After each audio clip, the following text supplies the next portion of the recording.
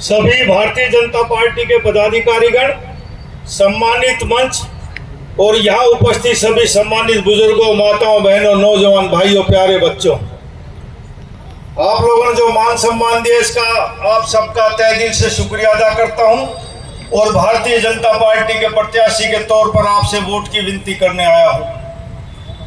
2014 में भी वोट मांगने आया था और आपका समर्थन बहुत कम मिलने के बावजूद भी मैं एमएलए बना, सरकार बनी, विधायक बना, मंत्री बना और जो कुछ मुझसे बन पाया वो मैंने काम करने की कोशिश की। मैं ये तो नहीं कहता कि मैं चांद तारे सितारे तोड़ के ला पाया या अब बन जाऊंगा तो तोड़ के ला पाऊंगा, लेकिन एक एमएलए, एक मंत्री की हैसियत से जो कुछ कर सकता था वो मैंने किया और जो कुछ कर सकता हूं वो आपके लिए करूंगा। साथियों, याद करो 2014 से पहले इस गुड़गांव के हालात। हरियाणा जब बना 1 नवंबर 1966 को तो गुड़गांव जिला उसके साथ आया था। गुड़गांव में 7 जिले थे, हरियाणा में 7 जिले थे, आज 22 जिले हैं। हमारे यहाँ मुख्यमंत्री बनने का किसी को सौभाग्य प्राप्त नहीं हुआ। दूसरी तरफ के मुख्यमंत्री बढ़ते रहे और वो विकास भी और रोजगार भी अपने अपने जिलों में या आसपास के जिले में बांटते रहे। ये दक्षिण हरियाणा का इलाका रोजगार में भी और विकास में भी वंचित रहा, लेकिन 2014 में भारतीय जनता पार्टी की सरकार बनने के बाद सबका साथ, सबका विकास की तर्ज पर काम हुआ और गुड़गांव में भी विकास के काम हुए और हमारे इस दक्षिण हरियाणा में सबसे ज्यादा रोजगार मिला। मैं कह सकता हूं कि एक एक गांव में इन 10 सालों में 20 से 70 आदमी बच्चे नौकरी हमारे लगे हैं। साथियों, ये बहुत बड़ी उपलब्धि हमारे इलाके की। योग्य बच्चे तो हमारे पहले भी थे, लेकिन खर्ची पर्ची चलती थी, ना सिफारिश थी, ना इतना पैसा दे पाते थे और पैसे देने की भी हैसियत थी तो लेने वाला हमें नहीं मिलता था, इसलिए हमारे रोजगार नहीं मिल पाया। और विकास के मामले में मैं कहूँ, गुड़गांव जो हरियाणा के खजाने में सबसे ज्यादा पैसा देता है, तकरीबन 56 से 62% रेवेन्यू गुड़गांव जिला देता है। हमारी सरकार आने के बाद यूनिवर्सिटी हमने बनाई, मेडिकल कॉलेज हमने बनाए, कई कॉलेज गुड़गांव जिले में बनाए। दुनिया का सबसे महंगा रोड आपके पास से गुजर रहा, 28 किलोमीटर का, 9600 करोड़ रुपए का। डिवाइड करने के देखना कितने रुपए किलोमीटर पड़ता है। Badshahpur elevated, Hero Honda, Rajiv Chowk, IFFCO Chowk, signature tower, Maharana Pratap, Atul Kataria Chowk और सारे रेलवे के फ्लाईओवर हमने बनाए। सब गांवों का विकास किया। ये जो मेरे संबंध कोई रिश्तेदार नहीं है जो यहाँ सरपंच बैठे हैं, ये सब आपके चुने हुए गांव के चुने हुए प्रतिनिधि हैं। और ये मैं कह सकता हूं कि 2019 में चुनाव से 4-5 महीना पहले मैंने इन सब सरपंचों को बुला के कहा कोई काम तो नहीं बचा है। इन सब सरपंचों ने हाथ उठा दिए कि साहब हमारे पास कोई काम नहीं है। और आपको एक विधायक से क्या उम्मीद है? 2014 में 2019 में भाई राजनीतिक कारणों से मेरी टिकट कट गई और दौलताबाद बढ़ो, आप लोगों को खुशी बहुत हुई होगी उस समय। मेरी टिकट कटी, दिवाली दौलताबाद में बनी, लेकिन साथियों मैंने दौलताबाद के साथ कभी सौतेला व्यवहार नहीं किया। मेरी 200 वोट आप लोगों ने नहीं दी होगी। सरपंच कितने दी थी? कह के जाऊंगा, गलत नहीं, बताओ। 142 वोट दी थी। कितनी? 7000 वोट। मैंने अपनी तरफ से कसर नहीं छोड़ी। 2019 में आपने अपनी पूरी तसल्ली कर ली, आपका विधायक बन गया, गांव का बना। 10% भी मेरे से ज्यादा काम कर पाया क्या? अरे आपका विधायक, अल्पमत की सरकार और आपका मेरे 100% में से 10% काम नहीं कर पाया। आप क्या उम्मीद रखते हो? भाई मैं गांव का कैंडिडेट नहीं इसलिए ना, मैं जात का कैंडिडेट नहीं इसलिए ना, लेकिन मैं कहता हूं कि ना बिरादरी पे चुनाव होना चाहिए लोकसभा विधानसभा का। एक गांव से ना विधानसभा का विधायक बनता है, ना लोकसभा का मेंबर बनता है। कर्म के ऊपर वोट दो, काम के ऊपर वोट दो। मेरे दादा ने आपकी सेवा की, मेरे पिताजी ने आपकी सेवा की, भाई हमने सेवा की। और कोई पक्षपात कह दे कि भाई नरवीर सिंह ने किसी बिरादरी के साथ या किसी गांव के साथ पक्षपात किया, तो नरवीर सिंह आपके वोट का अधिकारी नहीं। लेकिन यूं वोट मत दो कि भाई ये मेरे गांव का है, मेरे से अच्छा है। तुम्हारे गांव का तो हर साल खड़ा होता रहेगा, 5 साल में तुम तो वोट दो ही ना। मैं कोई बाबा जी हूं? मैं राजनीतिक आदमी हूं। वोट मांगना पिछली बार नूना दी, पहले 14 में नूना दी में थारे गांव का लड़ रहा है, अब घरवाली लड़ रही, ये तो आगे भी लड़ेंगे, हम तो दो ही ना, फिर मैं काम क्यों करूं भाई? आप बताओ, मैं समाज में मैं पंचायत के तौर पे बोल रहा हूं, मैं हमने तो 12 मास लड़ना और हमने भी लड़ना, फिर तब वोट ही ना तो मेरी राम राम। भाई ऐसा मत करो। मेरी बुजुर्गों, आपसे हाथ जोड़ के प्रार्थना, काम के अनुसार वोट दो। आपको कल भी जरूरत पड़ेगी सरकार की। यार बहुत लोग कल भी यहाँ आए थे, कांग्रेस वाला आए थे ना, कि कांग्रेस की सरकार बनेगी। मैं आपसे ही पूछता हूं, जब विधानसभा के चुनाव हुए राजस्थान में, छत्तीसगढ़ में, मध्य प्रदेश में, कोई कहता था छत्तीसगढ़ में बीजेपी की सरकार बनेगी? कोई नहीं कहता था। कोई कहता था 5वीं 6वीं बार मध्य प्रदेश में सरकार बनेगी। आई कि नहीं आई? राजस्थान में तो हम सोचते थे कि कांग्रेस की सरकार है, बदलाव होगा, बीजेपी की सरकार बन जाएगी, भारी बहुमत से बनी। लेकिन उत्तराखंड में ये एक प्रचलन था कि भाई एक बार कांग्रेस एक बार बीजेपी, बीजेपी की सरकार थी, कोई नहीं कहता था कि दोबारा से रिपीट बीजेपी करेगी। आपके सामने पिछले से ज्यादा बहुमत से सरकार बीजेपी की बनी। आज कह के जाता हूं 8 तारीख को रिजल्ट आएगा। आहिस्ता आहिस्ता हरियाणा बदल रहा है। 8 तारीख को फिर बीजेपी की सरकार बनेगी, कमल का फूल खिलेगा। नरवीर सिंह, आपने वोट कम दी जब भी एमएलए बना, और घमंड के साथ कह के जाता हूं, मैं हरियाणा में सबसे ज्यादा वोटों से चुनाव जीतने वाला प्रत्याशी हूं। अब के मैं सारे गांवों में घूम आया, सारी सोसाइटियों में घूम आया। लोगों का उत्साह, मेरा यह 8वां चुनाव है, लोगों का उत्साह, लोगों का हजूम, लोगों की हाजिरी मुझे ये दर्शाती है कि अब के बार कोई रोकने वाला नहीं। कोई मुकाबले में नहीं। मैं 51% से ऊपर अकेला वोट लेके जाऊंगा। दौलताबाद में कह के जा रहा हूं साथियों, मैंने वो काम किए दौलताबाद के लिए जो एक सामाजिक आदमी, एक राजनीतिक आदमी कर नहीं सकता। केस मैंने वापस करवाए, उन बच्चों की सजा होती। मैं सूबेदार साहब खड़े हैं, सरपंच खड़े हैं, ये सरपंच खड़ा है, मेरी वोट नहीं थी जब भी मैंने आप लोगों के काम किए। और गांव का कोई व्यक्ति कहे कि मेरे पास आए हो, मैंने काम नहीं किया, आप लोगों ने सरपंच चुना, जो इसने कहा मैंने वो किया, जो गांव में विकास के काम मैंने किए वो किए। सरपंच एमएलए तो अब भी तुम्हारा बन गया, कितने काम करवाए वो तुम लोग जानते हो। लेकिन भाई ऐसे काम नहीं चलेगा दौलताबाद बढ़ो। अभी मेरे पास ब्रह्म सिंह जी आए, मैं बैठा था, कान में कहने लगे कि नरेंद्र चेयरमैन का टेलीफोन आया है, मजबूरी है कि साहब वोट आपकी देगा। मैं सभी दौलताबाद वासियों से कहना चाहता हूं, और सब गांव में मैं कहता हूं, मैं एक चुनाव लड़ रहा था आज से 10-1 साल पहले। एक आदमी मेरे पिताजी के टाइम का मेरे पास आया, कहने लगा कि भाई नरवीर, मैं आत्मा के तौर पे तेरे साथ हूं। मैंने कहा यहीं फूंक देता हूं इस आत्मा ने। राजनीति में आत्मा नहीं चलेगी, चौपाट पे फिजिकल तेरी प्रेजेंस होगी तो मानूंगा। ये जो लोग बैठे हैं, आप लोग जो बैठे हो, ये कोई नहीं कह सकता आप कमल की वोट डाल के आओगे। मैं आपके साथ नहीं जाऊंगा। कोई भाजपा का उम्मीदवार, कोई भाजपा का प्रत्याशी एजेंट, कोई आपके साथ नहीं जाएगा। आप अकेले में वोट डाल के आओगे। लेकिन जो स्टेज पे बैठे हैं, ये गांव भी कहेगा, राम भी कहेगा कि ये भाजपा की वोट डाल रहे हैं। और जाट बिरादरी चोरी से वोट डाल दे, कोई दबाव में नहीं, जो खुले आएगा उसकी वोट मांगूंगा। जो जोड़ी देना चाहे भाई नरवीर सिंह की वोट मत देना, मैं कह के जाता हूं। जोड़ी की वोट नहीं है। मेरा एक चाचा था फूल सिंह, बूढ़के का सरपंच, गुजर गया, सरपंच रहा। वो कहा करता 96 के चुनाव से पहले गांव में जाया करता, हीरो के मजनू क्या करता है, हीरो थारा इतना अच्छा छोरा दे रखा, हमारा जाटा में होता हम अब तक पहले कई बार बना देते। वो कहता कि 10 कुर्सी रे एक खाट, मतलब 10 कुर्सी पे इतने आदमी बैठ सके, एक खाट पे उतने आदमी बैठते। और बोला 100 हीर और एक जाट। बोलो मैं अकेला एक जाट हूं, हमने बोल लड़ना दे रहा, थारी बोलती वोट है, हम 2 वोट भी जाट देगा ना तो रोड़ा मचा के छाती भर देगा मेरी। चोरी की वोट जाट दे नहीं सकता, नरवीर सिंह ले नहीं सकता, इसलिए चोरी की वोट मत देना।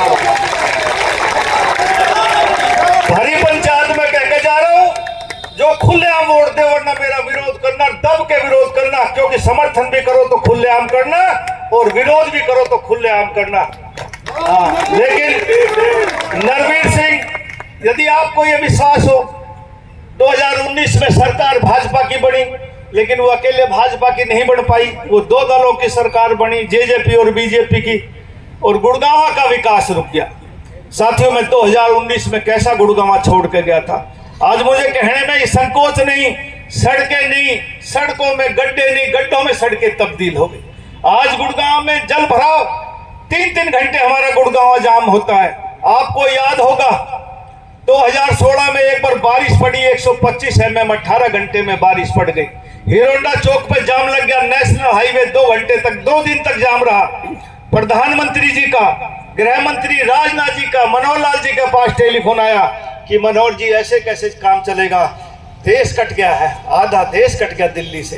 इंटरनेशनल मीडिया ने भी रिपोर्टिंग करी कि दिल्ली के नजदीक जल भराव और 2-2 दिन तक दिल्ली कट गई। उन्होंने रात को 11 बजे मेरे को टेलीफोन किया मनोहर लाल जी ने कि राव साहब इस काम को देखो। मैंने कहा साहब कुछ नहीं हो सकता, हाँ इतना कर देंगे, अगले साल जल भराव नहीं होगा। हमने बादशाहपुर ड्रेन का निर्माण किया, आपसे दूर नहीं है, नजदीक है। आज उस पर कितनी ही गुड़गांव बारिश पड़ जाओ, हीरोंडा चौक पे आपको पानी नहीं मिलेगा। 8.5 किलोमीटर का बादशाहपुर कॉरिडोर के नाम से एक ट्रैक बनाया, घूमने का पेड़ लगाए सुंदर। आपको भी निमंत्रण दे के जाता हूं।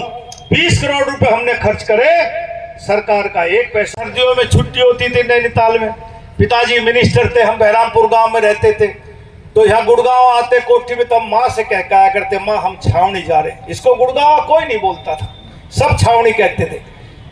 75 के अंदर मारुति कंपनी आई, 80 में रियल एस्टेट में एक DLF कंपनी आई, और अब तो सैकड़ों रियल एस्टेट गुड़गांव में कंपनियां है। इन 2 कंपनियों ने इस छावनी को गुड़गांव से मिलेनियम सिटी और साइबर सिटी बनाया, और अब तो सरकार ने भी इसका नाम गुरुग्राम रख दिया। ये शीतला माता की धरती, ये गुरु द्रोणाचार्य की धरती है साथियों। बढ़ता हुआ शहर है, उस टाइम 30,000 आबादी हुआ करती, आज 30 लाख कागजों में है। मैं कह सकता हूँ 1 करोड़ से ज्यादा गुड़गांव में लोग रहते हैं। एक बात मैं हर जगह कहता हूं कि आदमी के शरीर में कोई रोग लग जाए और समय पे उसका उपचार ना हो तो वो लाइलाज हो जाता है। इसी तरह शहर बढ़ता हुआ है, और बढ़ते हुए शहर में बढ़ती हुई समस्याएं हैं, और इनका समाधान समय पे नहीं हुआ तो ये भी लाइलाज हो जाएंगी। 5 साल आपने बेकार कर दिए, इस गुड़गांव को जल भराव से वो कर दिया, इसमें गड्ढे ही गड्ढे हो गए।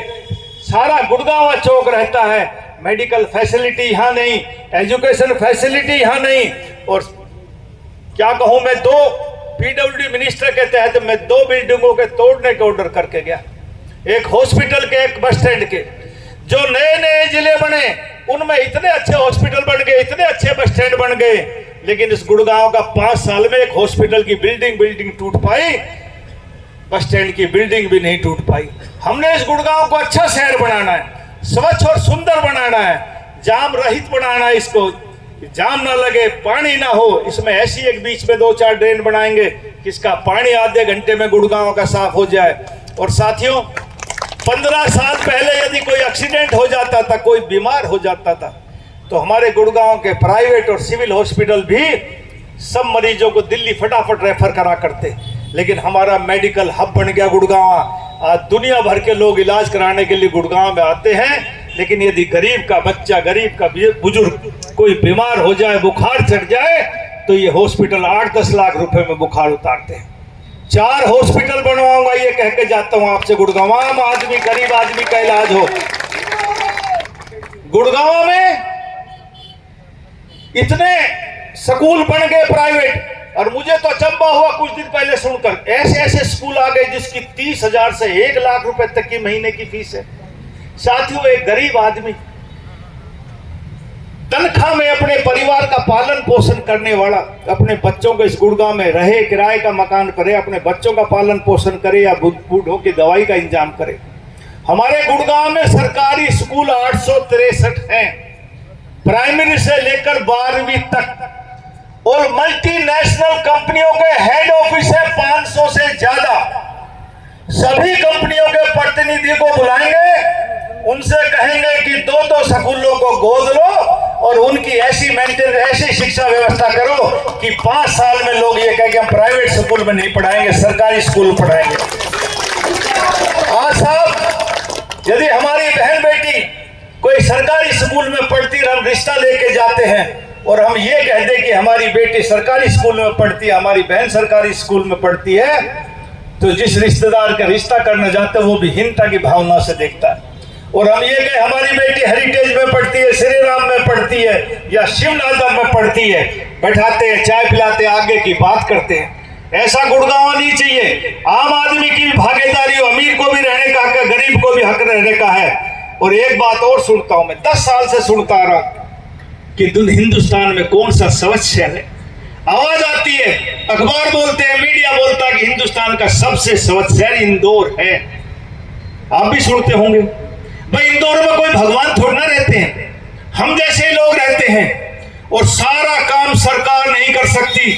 मेरी आपसे प्रार्थना है, सरकार सारी व्यवस्था करेगी, लेकिन इस शहर को सुंदर स्वच्छ बनाने में आप भी अपना योगदान दो। ये हिंदुस्तान का बहुत बेहतरीन शहर बने। जो लोग नई दिल्ली को जानते हैं, दुनिया में रहने वाले लोग, वो इस गुड़गांव को भी जानते हैं और गुड़गांव में आना चाहते हैं। लेकिन ये जाम से मुक्त हो, ये पानी से रिक्त हो कि पानी ना भरे, आने जाने के साधन अच्छे हो। यदि आपके दिल से आवाज आए कि ये सारा काम भारतीय जनता पार्टी कर सकती है, तो मेरी हाथ जोड़ के प्रार्थना है, आने वाली 5 तारीख को कमल का बटन दबा देना।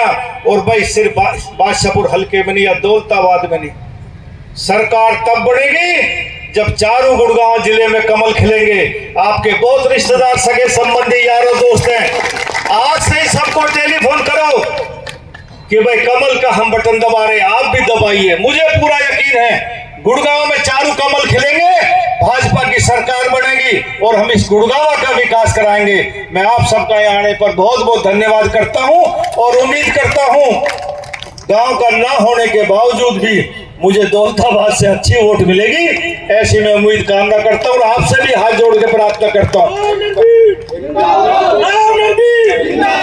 और भाई ध्यान करना मेरा भी, हमें तो बस यही उम्मीद कर सकता हूँ कि भाई पिछली बार ना दिया, अब के दे दियो, मंत्री जी के ना कभी भर देंगे ना, ऐसा मत कर दे जो उछल जाए। इतनी भी नहीं चाहिए, लेकिन हिस्से से की जरूर चाहिए ना, ऐसा भी मैं नहीं चाहता। मैं इतना चाहता हूँ कि नरवीर सिंह ने काम किया तो उसकी इतनी वोट तो होनी चाहिए। ऐसा नहीं बोलना, एक बात सोचो, वो बाबा खड़क सिंह वाली बात हो जाएगी, याद है ना, कि फिर कोई काम ही नहीं करेगा। ये लीक है ना, इस लीक को मिटाना कि काम करने पे भी लोग वोट देते हैं, ये भी हम आगे कह सके। इसलिए बाबा खड़क सिंह वाली बात मत करना, कुछ हमारी भी सोचना, हाँ कुछ काम की भी सोचना। मैं ये मना नहीं करता, वो भी हमारा भाई है, ये सोचना। ये संघ वाले बैठे इसलिए ज्यादा नहीं बोल रहा, फिर बोल दूंगा मेरी खटिया खड़ी करती है। एक बात तो दौलताबाद वालों, जो थमने बनाया था, दौलताबाद थमने बनाया था के थारा नरवीर का एहसान थारा आज भी याद ना है? थारा एहसान थारा को तो बिल्कुल ही वो हो गए, ऐसा नहीं ना मान रहे। थम तो पहले भी लगली बढ़ गया, आगे बना दियो। अरे हमने बनाया, हमने नहीं बनाया। और आप भी नहीं सुधरोगे तो कभी सुधरोगे भी नहीं। आज कह के जा रहा हूं थारी भरी चौपाट में, यदि आपके भी ठीक ना हुए ना तो ठीक नहीं। अरे यूनिवर्सिटी बनाई, मेडिकल कॉलेज बनाया, कई कॉलेज बनाए। और मैं कह रहा हूं, ये राम और सिंह का पोता महावीर का बेटा नरवीर कह रहा है कि इस गुड़गांव को इतना अच्छा सुंदर शहर बनाएंगे, लोग देखने आएंगे हिंदुस्तान के गुड़गांव शहर है। लेकिन दौलताबाद थोड़ा ध्यान रखियो। राम राम, बहुत बहुत धन्यवाद।